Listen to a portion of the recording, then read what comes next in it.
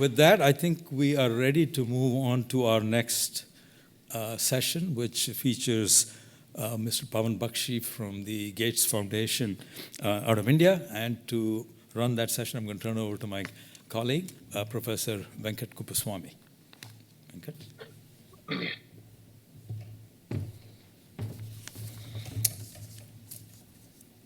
Hello, everyone. As Ravi mentioned, I am Venkat Kuppaswamy. I'm a professor of entrepreneurship and innovation at Moore McKim here at Northeastern.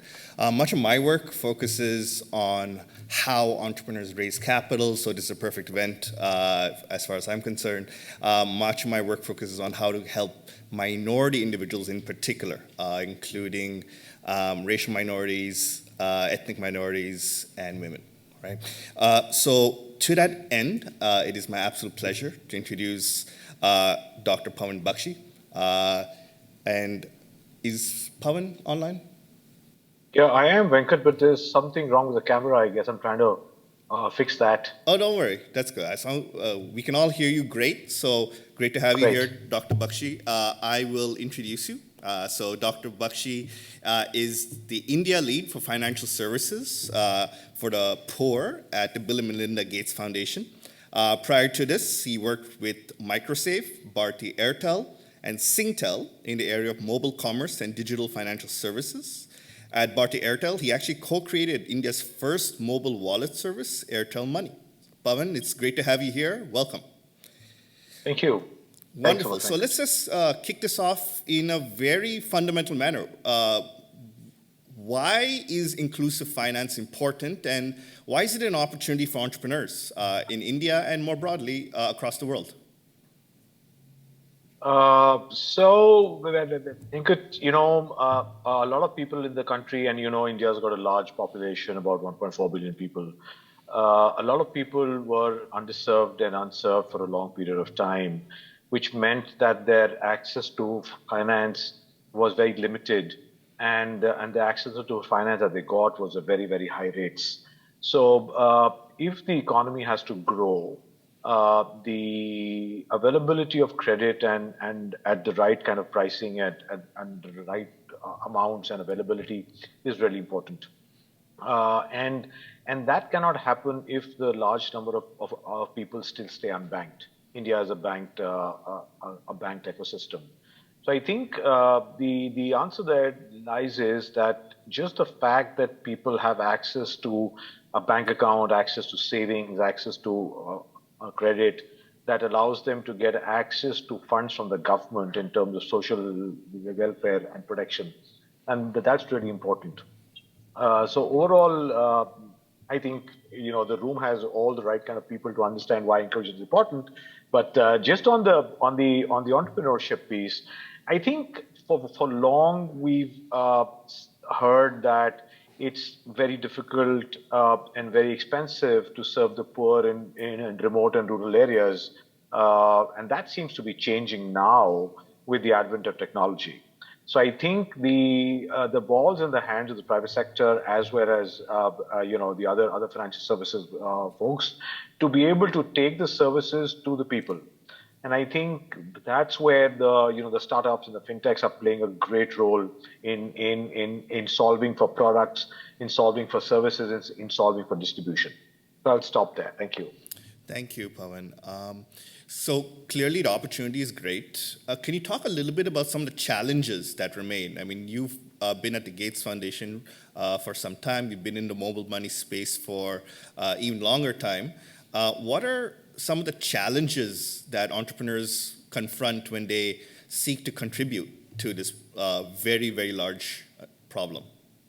So Venkat, it's a great question. I put a spin on it, and I'll present this from the side of the resident or the citizen in the country. So the challenge is that if you see the latest survey of the Findex from the World Bank said that about 80% of adult Indians today have a bank account, right? But less than 35% of them are actively using it, right? So the challenge is how do you get people to use those accounts which are beneficial for them, and when they use it, it's beneficial for the ecosystem as well, right? So the challenge lies in in building the right kind of products. A lot of people in the country are still speak vernacular in their own languages. So English is not predominant.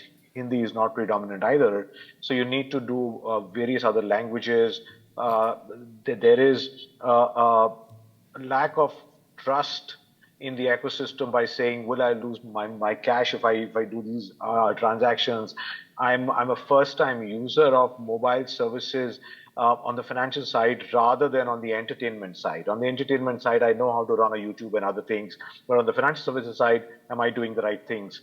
So it's about communication, it's about incentives, it's about it's about the right kind of uh, uh, products and services. So it's a combination of it all, which I think an entrepreneur needs to address as they think about serving this population. And I think we are being homogeneous by saying it's this kind of population, but I think we should also highlight that there is a difference in terms of segmentation, in terms of gender, in terms of addressing needs of women, which is also really really important, and we don't often put enough attention to that. Could you talk a little bit more about what digital financial services have done for women, in particular in India? You just got to it towards the end there. It seems like it's a really big opportunity.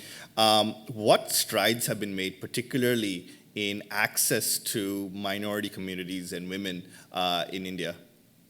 So, Venkat, India is probably one of the countries where access to a bank account does not have a gender gap, which is both in terms of urban, rural, and rich and poor. So I think that's a big, big win, where the 80% of adults in India, which also includes women, have a bank account today. Unfortunately, the account access is, while that's great, the account usage of women has been lower than that of men. So I think that is where everybody else is working on today. In terms of what India has gone and done to address the needs of women is that we have a very large and a dynamic self-help group, which is a movement, which is 90% of those 110 million people are women. And the government, both from the policy side and the regulatory side, are attuned to serve them by providing them opportunities to save and providing them access to collateral free credit, which they can use for businesses that they are doing, small businesses that these women are running in deep rural areas and remote areas of the country. There's a lot of other things which the government is focusing on. So I'll give you an example of how the 80% women who have accounts, how did they benefit from this? So unfortunately, when COVID struck and India went into a very strict kind of lockdown, just because of the fact that these poor women had accounts, the government transferred about $6 to 200 million women's accounts in within a week of the lockdown, which was possible because that one is the women had the accounts, and the other is it was on digital rails, so you didn't need to put cash in their hands, which would be almost impossible to do, right? So I think that is the benefit which we are seeing emerging from technology, which is helping serve minorities and women in rural and remote areas. Oh, that's great. You brought up trust earlier with these services, and trust being a barrier Right. due to language differences, due to familiarity using financial services in a mobile way. The government has done certain things to improve trust, at least through open interfaces like UPI. And related functions like phone pay that leverage UPI. You also have a lot of private entities like Paytm that operate closed architecture systems. So when you think about digital inclusion, financial inclusion, what is your take on whether open standards are the solution or whether for-profit closed systems like Paytm's is the way to go? Given you've been in this mobile money space for some time, your perspective both at Airtel and now at the Gates Foundation would be particularly interesting, I think. So, Venkat, Paytm also runs a closed loop kind of system, but they're also, since they're also a Paytm payments bank, they also have a UPI system. So it's not that they are only a closed loop kind of wallet system. And that was also not closed, but it was a semi-closed one, and not fully closed. So the answer is that in India, what we are seeing is that the advent of UPI-like ecosystems, which are open source, are allowing a lot of innovation to happen. You took the name of PhonePe and Paytm, and there are lots of others who are in the ecosystem there today. So even prior to us entering into the space of who's doing what, I think we need to understand what happened with UPI, right? So UPI allowed uh, a very super intervention where the money could be held by one institution and the other institutions had the ability to move that money. So it went in and separated holding of money and the movement of money. In India, 80% of the adults who have a bank account have the cash in the bank account, and they can use a phone pay or a Paytm or a Google Pay or somebody else to move that money into somebody else's bank account. So I think that has gone and bred innovation in a way which we hadn't thought of earlier, because everything else was earlier. If you engage with a bank, you had to engage with the bank to do everything. Now it's a different story. It's unbundled to that extent, allows competition, allows innovation, allows everything else around it. In terms of trust, as you said, Venkat, trust has many levels of manifestations, right? It starts from understanding the product to communications to using it to the access of digital technology to be able to use a smartphone well, to be able to not get defrauded if you're doing a transaction, and that there is a lot of hearsay on what happens and how it happens, and the word of mouth spreads much faster. So I think and plus obviously the customer protection piece, which the RBI and the policy makers are working on and have rolled out a whole lot of stuff. The UPI now has an ecosystem which talks at an online dispute resolution, which means that a large number of transactions, if they where they need intervention, can be done online within itself, and they don't need to pass the transaction off to somebody to go and have it checked. In a very small number of cases, it still needs an intervention, but I'm saying that there are 80 to 90% of those transactions which need help are now solved online. So I think that also adds to trust.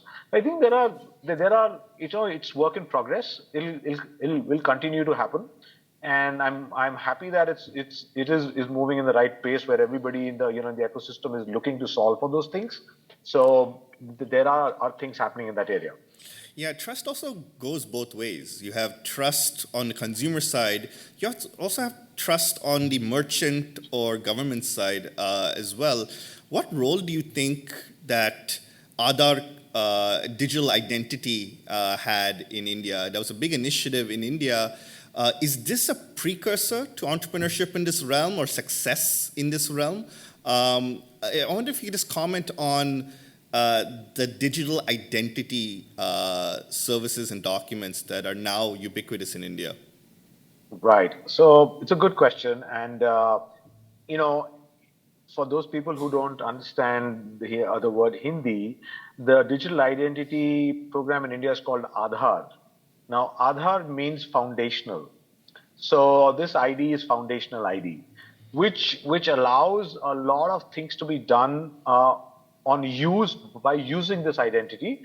But the identity itself is just a yes or a no transaction, right? It can authenticate and authorize, but it doesn't have a lot of information because it collects only 4 or 5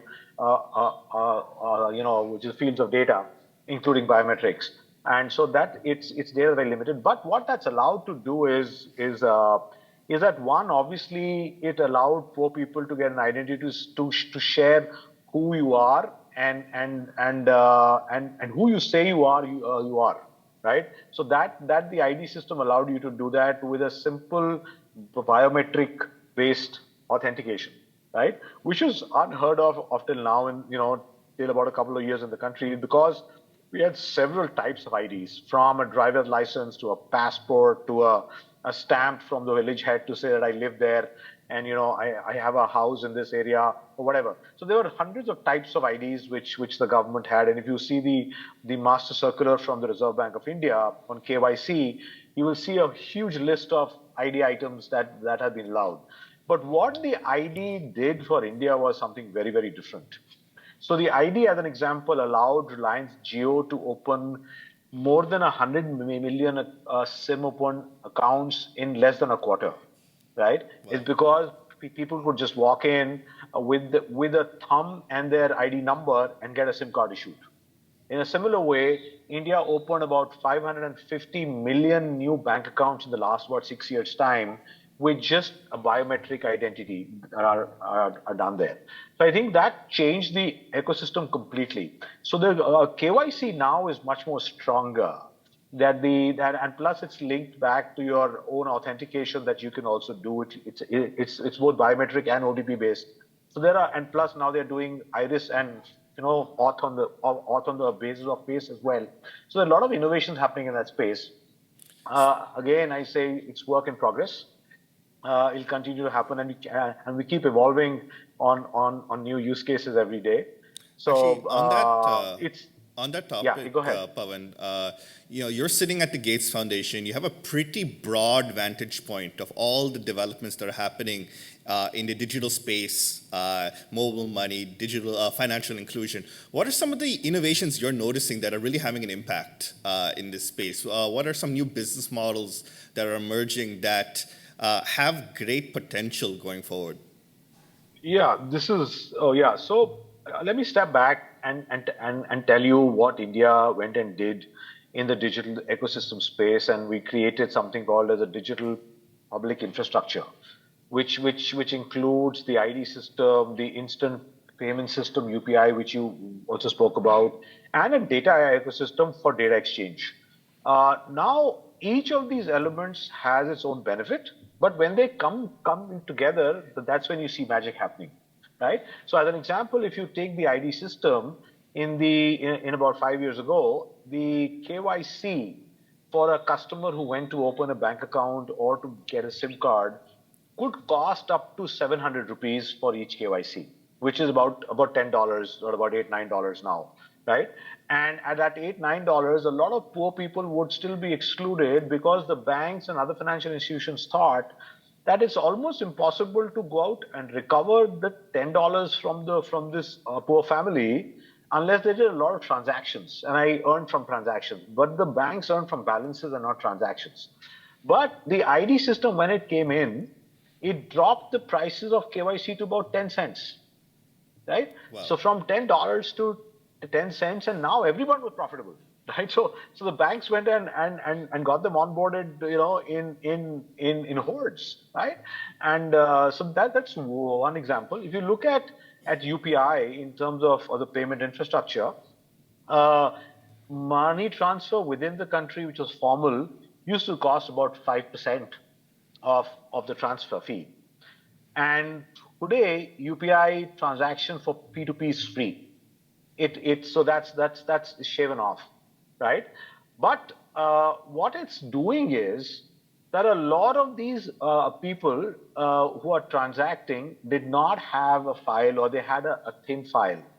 So by doing UPI transactions, they are now generating a data stream, which the data exchange is capturing, and utilizing that to provide access to relevant financial services, which includes credit, right? So if you look at credit today, small value kind of credit is going through the roof, right? So if you look at a Paytm as an example, and Paytm can't lend, but Paytm has partnered with a bank, and they are doing about 4 million credit transactions a month, right? So and they are small value, about 10,000 rupees each, about $120 transaction happening. So I think that is allowing a lot of people to not build these core ecosystems because they are available in the country, but build on top of that. So we always give this example of Uber, right? Uber is a layered innovation. So Uber didn't build the GPS. Uber didn't build a payment system. Uber went and utilized them and built a customer-facing app and the driving ecosystem, right? In a similar way, if when you have a digital public infrastructure available, entrepreneurs can build on top of that at a fraction of a cost. And that allows a lot more other people to come up in the ecosystem to be able to build more services. As you heard from our friends in DPIIT, that a lot more startups are now coming into play. And one of the reasons for that happening is that the entry level is lowered. Right? You don't have to build those ecosystems which already exist in India today. It seems like there's a multiplier effect where because initially the focus was on payments, like how to facilitate payments across India, across merchants and consumers. But once that infrastructure has been set, now you're talking about financial services that overlay that, including provision of credit. Now, in theory, once you have access to credit, that actually allows women and others to actually launch new businesses with that credit. That's correct. And so there's a clear multiplying. What is the next step in digital finance? Is it insurance? What other products are now becoming available that have this sort of multiplier effect or that have this general benefit to society? I think when we talk of credit, we don't often divert it into two levels. So there's one is the consumer credit, other is productive credit. I think we've as a country not focused enough on this split, and we've spoken about the credit. I think the next phase is going to be productive kind of credit, reaching down to the masses for mass entrepreneurship. Is what we feel is going to be the next steps. So it'll be a combination of ID and payments and the data ecosystem. And the challenge is, how do you collect data from those who don't have a file or who have a thin file, right? What are those ecosystems? What kind of a rating engine can that? Only a few data points. As an example, I and you might have about 150 or data points or 300 or data points. Right. But somebody who's poor may have just only 10 or 15 data points. Now, how do you utilize that data and still build a robust algorithm to be able to do a rating for risk? And I think the other thing which is emerging is that if you are able to do a good rating on risk, you'll be able to see a reduction in pricing and fees for credit. So you should be able to see lower interest rates on credit. You should be able to see more loans going out to formal credit people. So all of that is up in the pipeline. I think we are moving ahead to very exciting times where we are seeing India move ahead as an entrepreneurship-driven country, and I'm hopeful that we'll see a lot more, unicorns than we have seen till now. It seems like a great opportunity in the world of big data. There's a lot of noise, as you said, when there's only a few data points on people's credit worthiness and risk profile. And for the fledgling entrepreneurs in this room and beyond, how to take a few data points and reduce the noise associated with risk assessment seems like an opportunity that could have a huge impact going forward. That's right. That's correct. I think there are other technologies emerging as well, and the entrepreneurs could be looking at that. AI, for one, is really catching up in terms of vernacular. India's got hundreds of languages, while we call them dialects. The people who speak it say that it's their language and not a dialect, right? So we've got hundreds of these kind of languages, and I saw some very interesting initial experiments where you could actually speak in your own language. It hits a machine. It's translated. The answer is searched. It's retranslated back in your language, and you can hear it out instead of reading it out, right?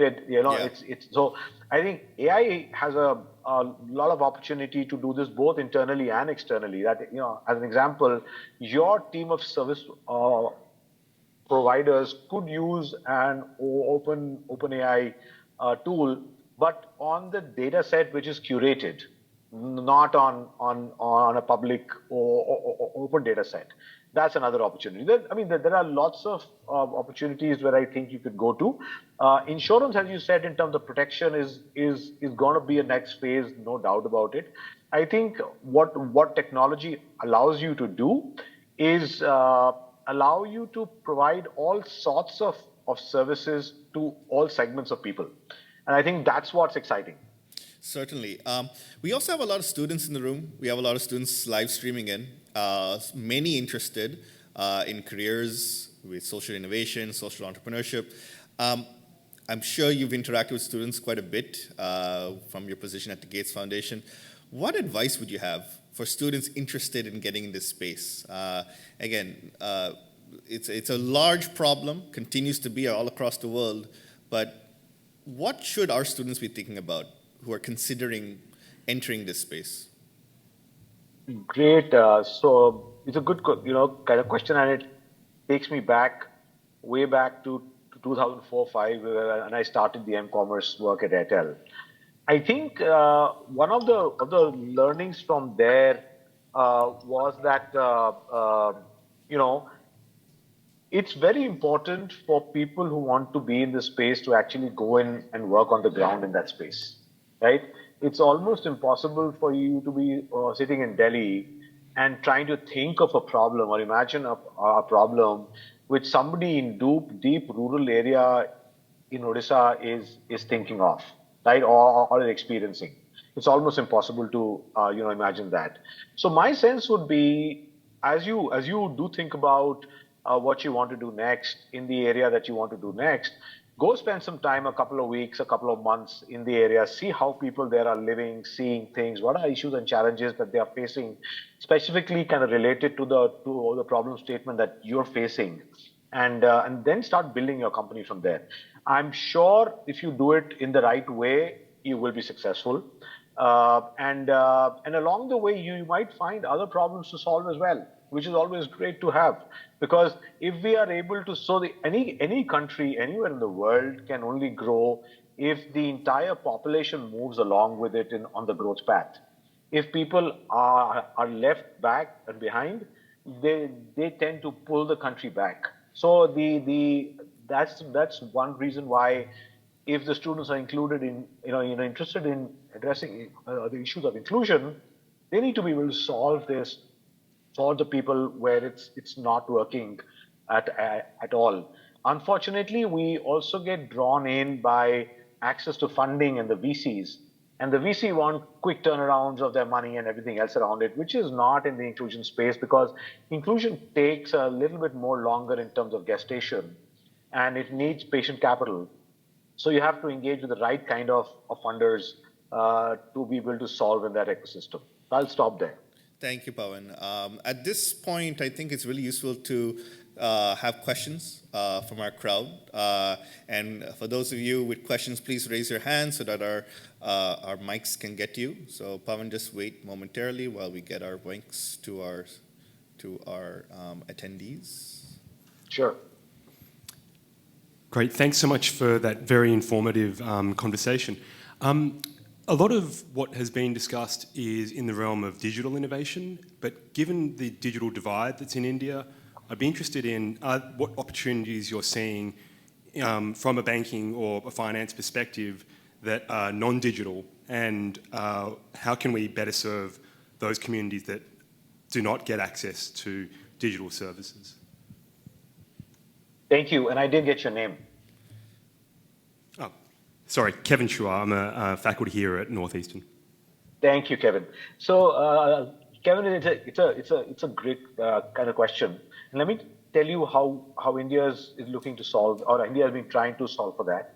So, on the financial services side, what India's gone and built is something called as a business correspondence, which is about 3.5 million retailers across the country who've been trained to offer financial services to the people who can't transact on their own. So we call that assisted mode.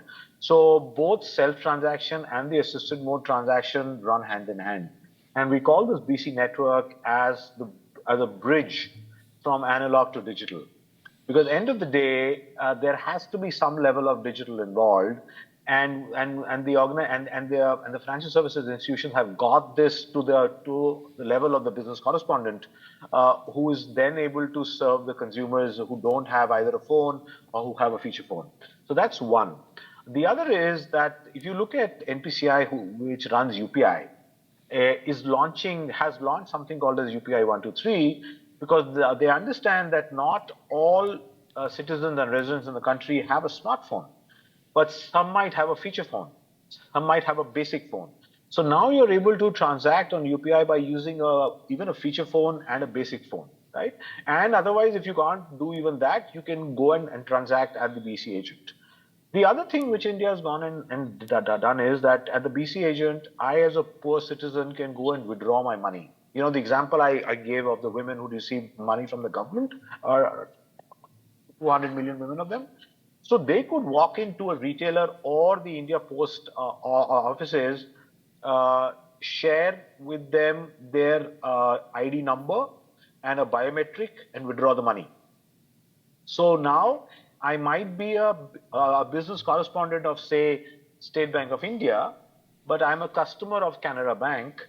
I can walk into a kiosk or a business correspondent of State Bank of India and withdraw my money, right? So there are lots of these innovations which have been tried in India, and they are fairly successful, I would say, where we understand that not everybody is digital, but in terms of the digital reach, India has got about 98% odd coverage in terms of population. So I think that's a large enough number to say that we have 2G, 3G, 4G, and 5G available. Am I right, Venkatji? I'm sorry. Yeah. I was pulling your leg, Venkat. I said that Venkat G. Oh, yeah. Right, No. with all the 2G, 3G, 4G. That's cool. More questions from the crowd. Is that all okay with you, Kevin? Did I answer your question? Kevin is very happy. Great. Go ahead. Yeah.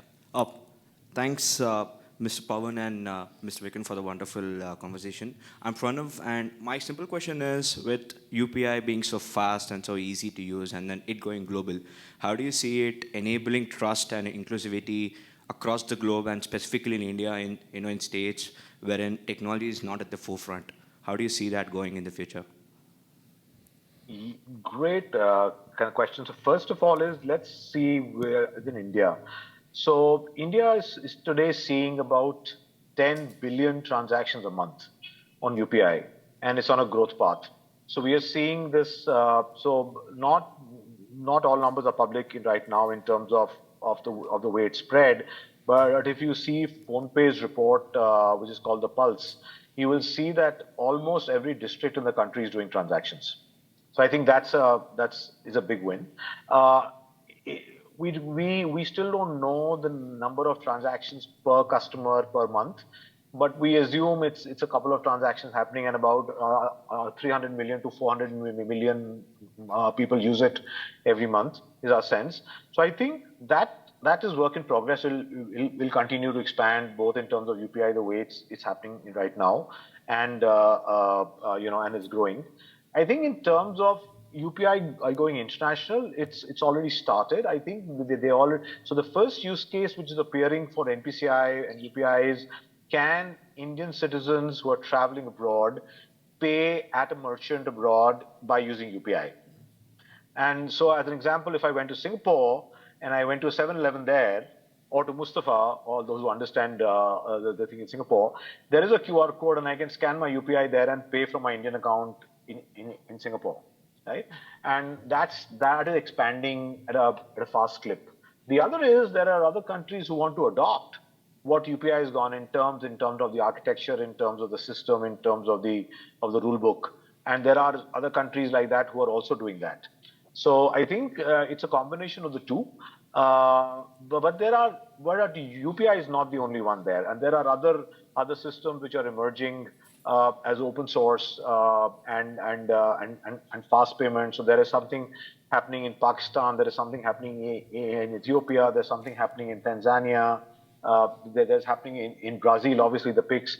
So there are lots of systems which are emerging, which are called as fast payments for a sole reason that they allow you to transact very quickly in an interoperable way and are secure. I hope that answers your question, Pranav. He's very happy. Thank you. We have time for one more question. I see a hand at the back. Hi, this is Augusta here. I just wanted to thank you for your time today, Mr. Bakhshi. One question that I had when I was sort of reviewing the DPI playbook that was made by the sort of worked on by the Bill and Melinda Gates Foundation was what are some things the world can learn when they are scaling their own DPI systems across the globe? That's just something I was curious about. I'd asked Venkat and Professor Ravi to have a course for at least a quarter if we have to address all those questions there. But let me tell you, it's a great question to have, because it's important for every country to do that journey which India did, and from changes in policy and in enabling acts around it, to regulations, to technology, to the capacity building of the players themselves and the people who are going to use it. It's a major activity of change management which needs to get undertaken. So I'll give you an example. Let's take ID systems. So right, Aadhaar corrects only 5 data fields, but there are other countries, and I won't name them. They somehow, by the act of their parliaments, need to collect 160 data points for each citizen, right? And that kind of puts the rollout in a very different league, right? And we don't even know why that is needed and the purpose of that. So there are lots of such things which need to get understood, which need to get addressed, which need to be rebuilt, which need to get reconstructed for the DPI strategy to happen. But the good thing is there are a lot of countries today who want to do it, who want to change it, who want to change this for the benefit of their citizens' lives and improve governance and improve the ecosystem in which the private sector and other entities come and play for accelerating growth and the development of their countries. So I'll stop there. Thank you, Dr. Bakhshi. I just want to thank you for this session. It has been an absolute pleasure, and it's very late for you, so you should go to sleep. Thank you very much, and we'll see you again soon. Thank you. Thank you, Venkat. Thank you, everyone. It was a pleasure to being here. I'm sorry that my camera didn't work, but I hope I'll see you guys in Boston soon. Absolutely. Thank you.